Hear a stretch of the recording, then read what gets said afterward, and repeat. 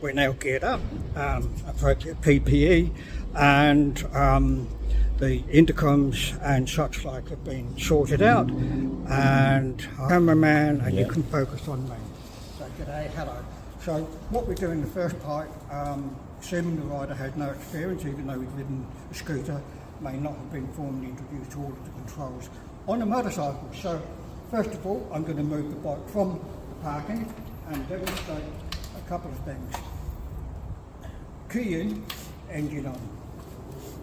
When I pick up the bike, I use my hip to help pick up the bike, front brake it on to steady the bike. Straighten the steering and the side stand up. Clutch in, and you can see I'm using my hip to steady and move the bike. I want to put the bike onto the side stand, weight onto one foot, down, and steering to the left. Alright. On the bike, using the front brake to steady the bike, I pick the bike up, straighten the steering, side stand up. Now when I put the side stand up, instead of just going clack, which is horrible and noisy and maybe chips the paint, what we do is foot down onto it and return it nice and steady like that. On the bike, side stand down, maybe a little bit of a notch to make sure it's fully extended.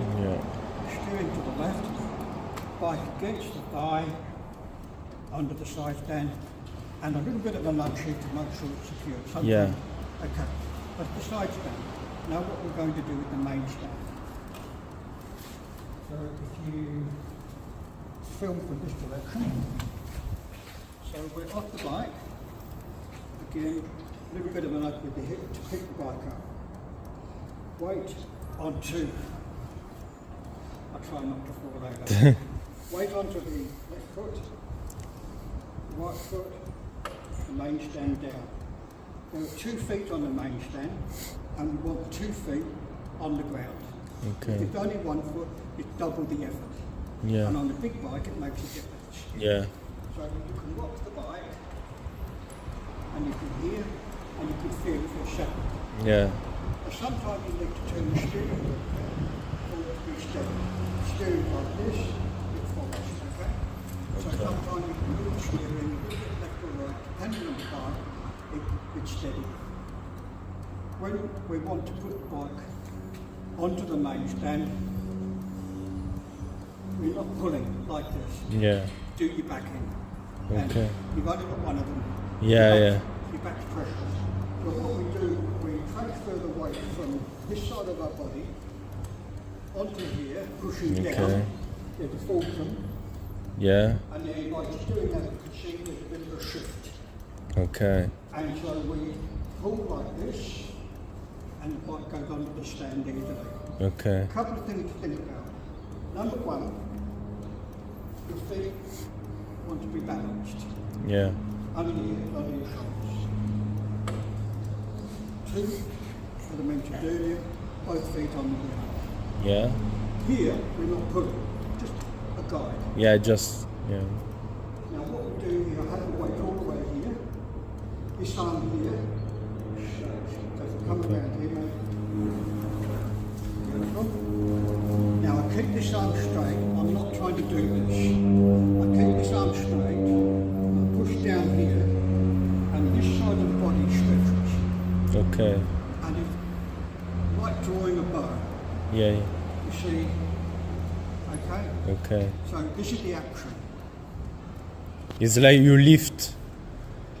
But not always the arm straight and I lift. Absolutely. So the leg's doing all the work, the leg's got the power. Now, where am I looking? I'm looking here. Okay, because if I'm looking down, what's happening to my back? Pressure on your back. Okay, so back straight, looking ahead, level with the horizon helps get your back straight. And then, okay? Alright. Just 2 fingers. Now to take the bike off the stand, there's 2 ways. We can do this. But the trouble is, if the bike falls that way, Yeah. we either let it go or we go with it. Yeah. Yeah. So, what we can do, Okay. sit back, the weight goes here, we push forward with the hand just on the lever, about push, and as it comes down, a little squeeze. Yeah. I Okay. demonstrate that again, in real time.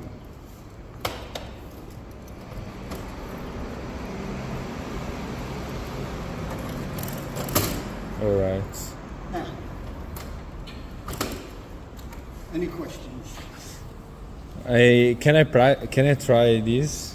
Yeah. That's the whole idea. So, You've been very. thank you. So, first of all, when you get on, front brake on. Okay. Like this. Yep, jump on the bike.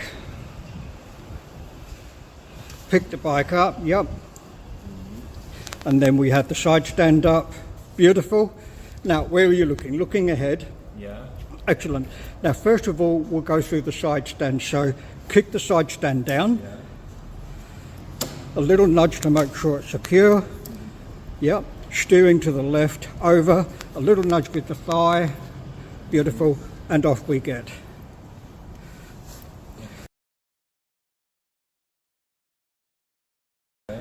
In addition, later we'll be doing something called a hill park. Okay. And for legal purposes, well, if it was real, you'd be taking the key with you. Yeah. Of course. So,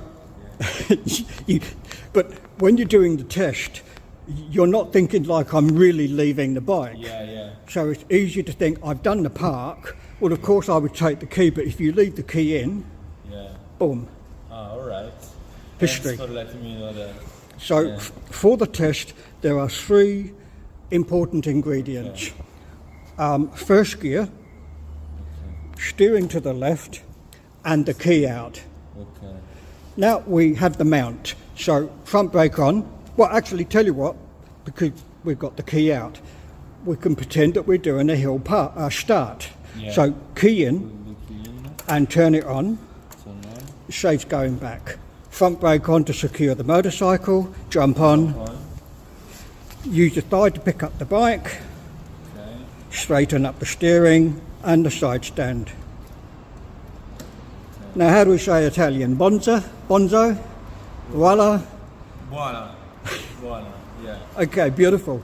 Okay, let's see you do that again. Onto the side stand. Side stand. Beautiful. I check this. Still on the left. Mm-hmm. On. Key. Magic. Now, let's do the main stand. So, key in, turn it on. Now, you can front brake to steady the bike. Yeah. Use your hip to push the bike upright. Like this. And straighten up, and you can kick the side stand with your foot. Now you want to get parallel like this, Okay. and then what you do is your weight is on that side, so you can pick this foot up and put it onto. Beautiful. Then you push down and you find, I check the 2 stands. yep, Like this. you can feel. Yeah. Beautiful. Then what you do, guiding with this hand, keep this one straight, and all of your weight from here and over to here. That's it. Beautiful. Okay, now what we do is you get onto the bike, Right.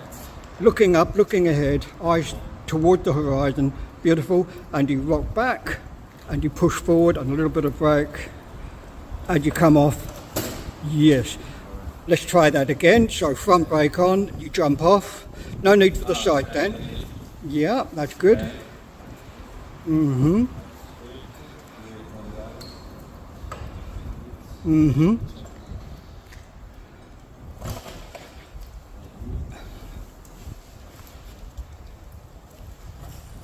And the side stand down.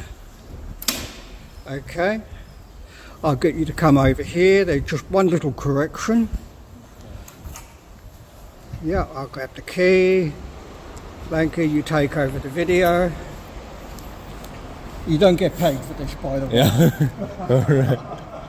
Now, one of the things that you did when you were putting the bike onto the main stand Yeah. is that you had your brake on, just keep the bike stable. It's not going to move. Ah, okay. Okay? Yeah. Steady. You took your hand off, All right. and the bike, if it was on a slope, it would be moving. Okay. Okay? Yeah.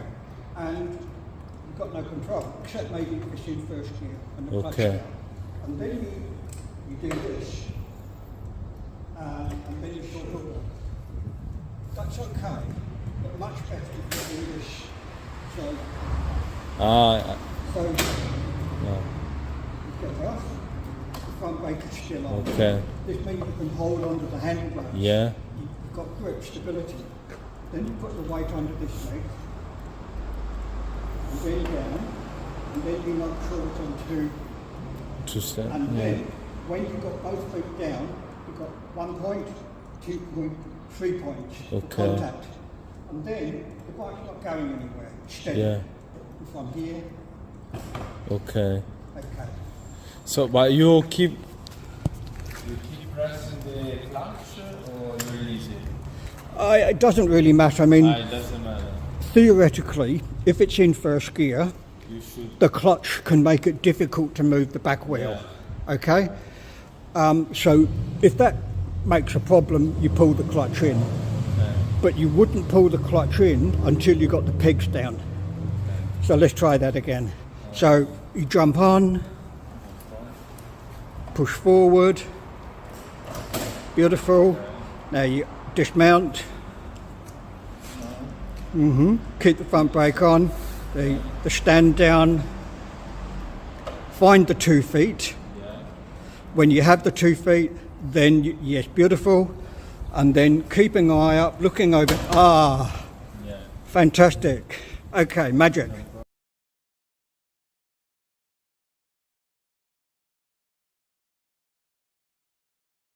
Mark Hillian, and we're taking up from video 2, video 3, where we're going to go through the and after that, video 4 will be moving off and having a little bit of fun with how do I stop this down thing. Okay, having a look down here, we'll talk about the gears and come round. Okay. One thing to check before you go off for a ride is the chain. And looking at the chain, you can see that there's some slack in this. Now that is actually just a little bit more slack than you want. It doesn't quite need adjusting, but it will be coming up to an adjustment soon. Now if, however, the chain is really tight, then all you're going to do is start breaking or sharpening teeth on that sprocket. It's going to end up like a Japanese shuriken. Maybe good for throwing, but definitely not good for brakes, because the sprocket will wear and that'll put more wear on the train, and very quickly you'll have a dead train. Now, having a look from this angle, one way to test whether the train is the slack in the train, grab hold of it here, and you can pull the links here again. Just a little bit of a play. So that chain needs adjustment. How do you adjust the chain? Well, I'm not going to do that for you right now. But you loosen off this bolt. Same on the other side. No need to loosen it off hoops. Then you undo the lock nut. Rotate, tight or loose as needed. Now be very careful here, because the wheel must remain in alignment. Assuming it's in alignment, you don't want to put it out of alignment. So rather than just having a go at this and seeing what's good, and then trying the other side, take it gently. So instead of thinking of how many turns of the nut, think in terms of how many turns of each facet of a nut. So you can have a facet here, the spanner would be on it here, and you turn once, so that the facet, the next facet is where the first facet was, and then go bingo. And then you make an equal adjustment on the other side, recheck train. keep doing that, because if you overcook it and you've got to adjust, then it's a little bit of a play messing things around and putting the tyre to make sure you've got the tension right. So a little adjustment check, and of course, yes, do everything up on the way out, and a little bit of rag goes a long way. That's what the missus always tells me. Okay, so train, we've talked about gears, front brake. Sorry, this thing is actually a tyre. That was the trick question. Nice new tyre, you can see it's got little grippy things on here. Basic inspection before you go riding off, is it flat? Did it have air in it? Now you can push, you get used to your bike pressure at the correct thing, you give it a push and go, hey, is it under and over? That's actually good for checking out whether it's maybe 3 to 5 psi under, plus or minus. However, tyre gauge, carry with you, if not, up to the old petrol station and give it a whirl. Checking the sides of the tyres for cuts, things in the tread, same with the back. Moving up here. Mirrors. When you have your bike out on the street, ready to take off, put yourself into a position not to get run over by traffic, but you'd probably normally be riding in, and have the mirrors, horizon about here, air up there, ground down here, so about 2/3 ground, 1/3 air. Your artificial horizon there gives you a nice view of what's happening around. Similarly, 1/3 looking directly behind you, 2/3 looking into the other lane. Similar with the other mirror, and that gives you a nice panorama. Normal riding position, fingers ready to squeeze, on they go.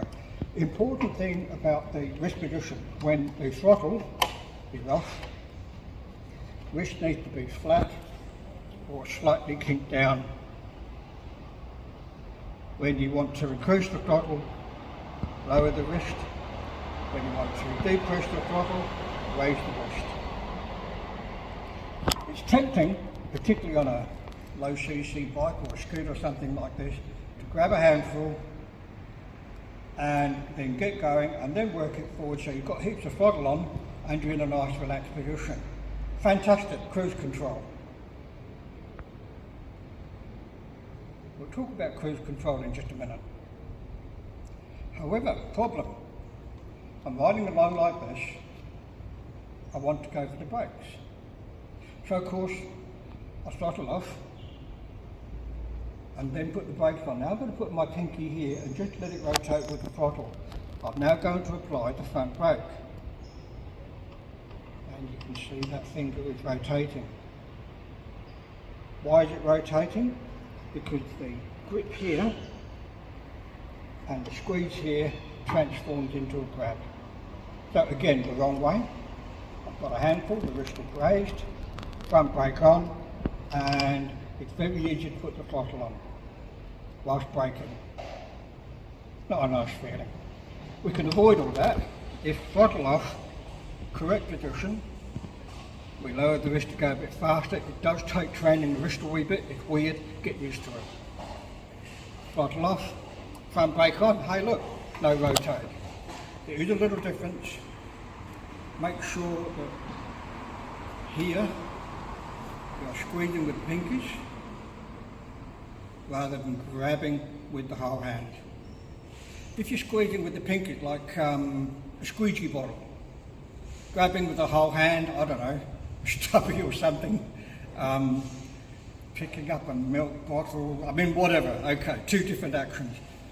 If you're not sure, be a nurse and check your pulse.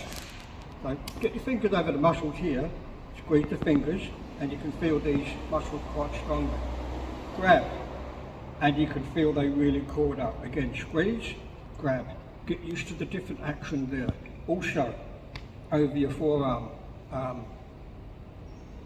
call it muscle. Again, squeeze, just a little bit of pinch here, grab, hardly anything happening here. So, when you're squeezing, a little bit here, nothing here. When you're grabbing, quite a bit here and tension here. Very, very important, because you're riding along, grab a handful, the throttle comes on, and well, that's the same. So, like I'm on, got a handful, I'm going along, lovely, throttle off, start to make correct action, throttle on, going along, throttle off and squeeze. When you squeeze, you can either squeeze in with fingertips so that you've got a feel for the road. You can feel the road surface through your connecting gear with the fingertips, light touch, or just let your fingers follow the light touch. Throttle on,